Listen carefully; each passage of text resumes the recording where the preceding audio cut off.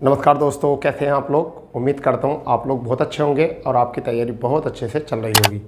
दोस्तों, प्रोग्राम चल रहा है हमारा भारतीय राष्ट्रीय आंदोलन और उसमें हमारा एपिसोड नंबर 6 आज हमारे सामने है और आपको इसी एपिसोड से बहुत सारी बातें आपको सीखने को मिलेंगी और शायद आधुनिक इतिहास की जो घटनाक्रम है उनमें आज ये एपिसोड आपकी सारी यादों को तरोताज़ा कर सकता है।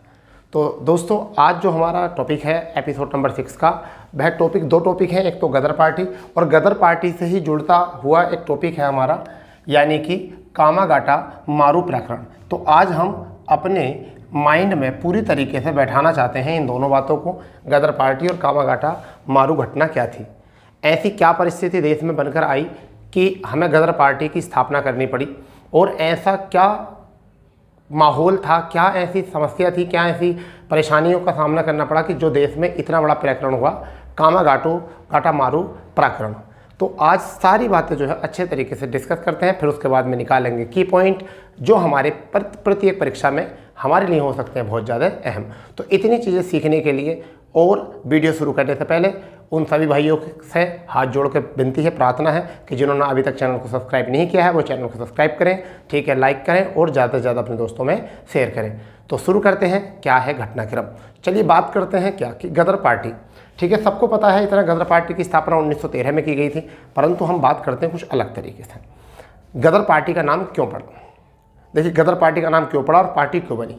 1857 के विद्रोह के विफलता के बाद, 1857 की विफलता के बाद विद्रोह का जो विद्रोह हुआ था उसकी विफलता के बाद भारत को अंग्रेज़ों से स्वतंत्र कराने के लिए, भारत को अंग्रेज़ों के अंग्रेजी शासन से स्वतंत्र कराने के लिए समय समय पर भारत ही नहीं, भारत के अंदर ही नहीं, भारत के बाहर विदेशों में भी अलग अलग तरीके से आंदोलन चल रहे थे या प्रयास चल रहे थे, जिससे कि ब्रिटिश सरकार पर दबाव बनाया जाए, जिससे भारत ब्रिटिश शासन से मुक्त हो सके।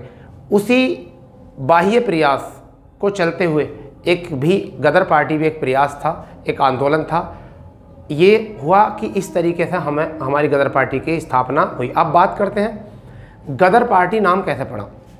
1857 में जो अंग्रेज़ों के विरुद्ध जाकर भारतीय लोगों ने, जो ब्रिटिश सेना में शामिल थे, उन्होंने जो गद्दारी की, अंग्रेज़ों के विरुद्ध जो हथियार उठाए, तो अंग्रेज़ उनको शुरू से ही 1857 से लेकर लास्ट टाइम तक, जब तक गदर पार्टी की स्थापना हुई, जब तक गद्दारी कहते थे उसको। क्या कहते थे? गद्दारी। और 1857 के विद्रोह को कहते थे गद्दार या गदर। क्या कहते थे? गदर कहते थे। 1857 के विद्रोह को कहते थे गदर। अब 1857 का विद्रोह 13 में 1913 की घटना, इस बीच में बहुत समय गुजर चुका था। तो जितने भी गदरिये मतलब गद्दार लोग अपने जीवन यापन करने के लिए सिख समुदाय से जुड़ने वाले या फिर वो लोग जो भूतपूर्व सैनिक थे, वो जाकर अमेरिका, कनाडा ऐसी जगह पर जाकर जो है बसने लगे थे, जिससे कि अपना जीवन सुखमय तरीके से बिता सकें। और उसी सुखमय जीवन को बिताते समय एक घटना घटी हमारी, क्या, अमेरिका में एक नदी थी, कोलंबिया नदी। वहाँ पर उस किनारे, यानी अमेरिका में एक नदी है कोलंबिया नदी, उस नदी के किनारे पर जो गदरिये थे उनको काम करने का मौका मिल गया।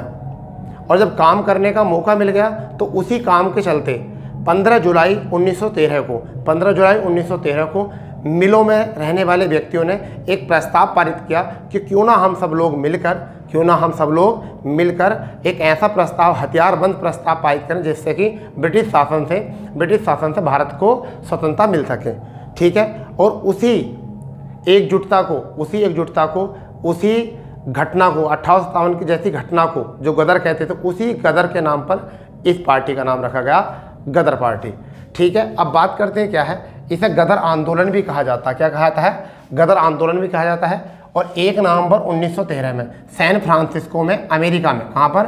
सैन फ्रांसिस्को में, अमेरिका में, लाला हरदयाल नाम के एक व्यक्ति थे। उन्होंने गदर पार्टी और या गदर आंदोलन की शुरुआत की, ठीक है। और इसमें अन्य नेता जो थे वो कौन कौन शामिल थे, ये भी आ जाता है एग्जाम। रामचंद्र, बकरतुल्ला, सोहन सिंह भाखना, करतार सिंह, तो ये भी नाम याद रखना है, रामचंद्र, बकरतुल्ला, सोहन सिंह भाखना, करतार सिंह। ठीक है। कार्यकर्ता की अगर हम बात करें तो पंजाब के किसान और भूतपूर्व सैनिक जो अमेरिका और कनाडा में अपने सुखमय जीवन को बिताने के लिए वहाँ बस गए थे, वही कार्यकर्ता बनकर इसके रहे। ठीक है। बात करते हैं इसी आंदोलन के समय गदर पार्टी, इसी आंदोलन के समय पर गदर नाम की पत्रिका चलाई गई, जिसका पहला अंकन जो है उर्दू में किया गया और उसके बाद पंजाबी और हिंदी में भी इसका अंकन किया गया। तो ये थी कुछ जुड़ी हुई बात है गदर आंदोलन की। ठीक है।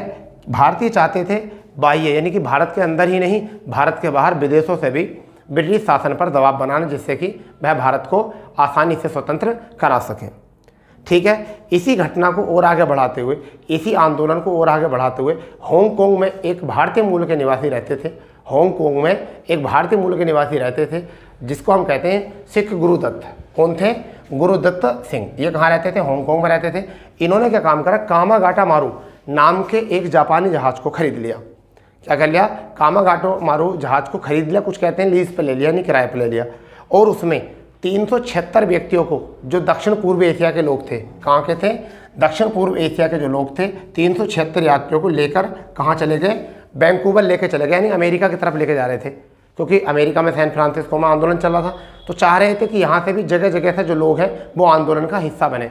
ठीक है। इस चीज़ का पता जो है 376 का, इस चीज़ का पता जो था वो वैंकूवर तट पर पुलिस ने घेराबंदी कर ली और वहाँ की पुलिस को पता चल गया और उन्होंने कहा कि भाई ऐसे व्यक्ति यानी ऐसे भारतीय, यानी भारतीयों के कनाडा में प्रवेश संबंधी ये घटना थी। ठीक है भाई। और कब हुई थी? 1914 में। तो पुलिस ने ऐसे भारतीयों को कनाडा के तट पर उतरने से, ठीक है, पाबंदी लगा दी जो कि सीधा भारत से नहीं आए, जो कहाँ से आए हैं, जो अलग अलग जगह से आए हैं। जैसे जापान से आए थे, तो जापान में तुम देखोगे, जापान हमारे भारत में उस समय पर भारत से बहुत अच्छे संबंध थे जापान के। तो जो जापान से आए थे, जो दक्षिण पूर्वी एशिया से जो लोग आए थे परंतु थे भारतीय मूल के, तो उनको पाबंदी लगा दी। अब इस पाबंदी की बात अगर हम बात करें तो क्या, तो देखिए ये 4 अप्रैल को खरीदा गया था जहाज़। कब खरीदा गया था? 4 अप्रैल को खरीदा गया था, परंतु दक्षिण पूर्वी तट के साथ जो है वैंकूवर तट पर जो पहुंचा ये 13 अप्रैल को वैंकूवर तट में पहुंचा था। कब पहुंचा था जहाज? 13 अप्रैल को वैंकूवर तट में पहुंचा था। घेराबंदी कर ली थी पुलिस ने, परंतु अंततः इन्हें वापस आना पड़ा, कलकत्ता वापस आना पड़ा। और कलकत्ता वापस आने पर पुलिस से झड़प हुई और 18 यात्री जो है यहाँ पर मारे गए और शेष जेल में पहुँच गए। तो ये घटना जब हुई थी, कब गई कि 27 सितंबर को ये घटना घटी। कब घटी? 27 सितंबर को ये घटना घटी। अब ये जो 376 लोग थे इसमें 340 जो थे वो सिख समुदाय थे। 340 कितने थे? सिख समुदाय के। 24 व्यक्ति जो थे इसमें मुस्लिम थे। 24 व्यक्ति कितने थे? मुस्लिम थे। और 12 व्यक्ति जो थे वो हिंदू समुदाय से थे। तो ये थे 376। अब क्या होता है, इसमें प्रमुख नेता जो थे वो सर्वाधिक सिख थे। ठीक है। अब क्या होता कि जब इतनी घटना घट दी, जेल में डाल दिया सब, तो अब क्या करते हैं? अब क्या हुआ कि इनके अधिकारों को, इस घटना के जो व्यक्ति थे जिनको यहाँ जेल डाला गया, उनको अधिकार दिलाने के लिए, उनके अधिकारों की लड़ाई करने के लिए एक कमेटी का गठन किया गया जिसका नाम है शोर कमेटी, जिसे हम कैसे कह सकते हैं? शोर कमेटी कह सकते हैं या तटीय कमेटी कह सकते हैं। शोर कमेटी या तटीय कमेटी कह सकते हैं, जो किस किस से मिलकर गठन हुई? हुसैन रहीम थे एक बलवंत सिंह थे, हुसैन रहीम, बलवंत सिंह और सोनालाल पाठक, इन तीनों ने मिलकर जो है क्या काम किया? एक कमेटी बनाई, शोर कमेटी, जिससे कि कामागाटो मारू प्रकरण में होने वाले जितने पीड़ित थे उनके अधिकारों की रक्षा की जा सके, उनके अधिकारों के लिए लड़ा जा सके। ठीक है। जबकि अमेरिका में ही इस घटना पर इस तरीके का हस्तक्षेप करने के चलते अमेरिका में आंदोलन शुरू कर दिया और उस आंदोलन का नेतृत्व किसने किया? भगवान सिंह, रामचंद्र, बकरतुल्ला और सोहन सिंह ने यह आंदोलन किया। तो इस तरीके से जो है इन घटनाओं को हमने वर्गीकरण किया है कि कहीं ना कहीं कामागाटा मारू घटना भी है जो किसे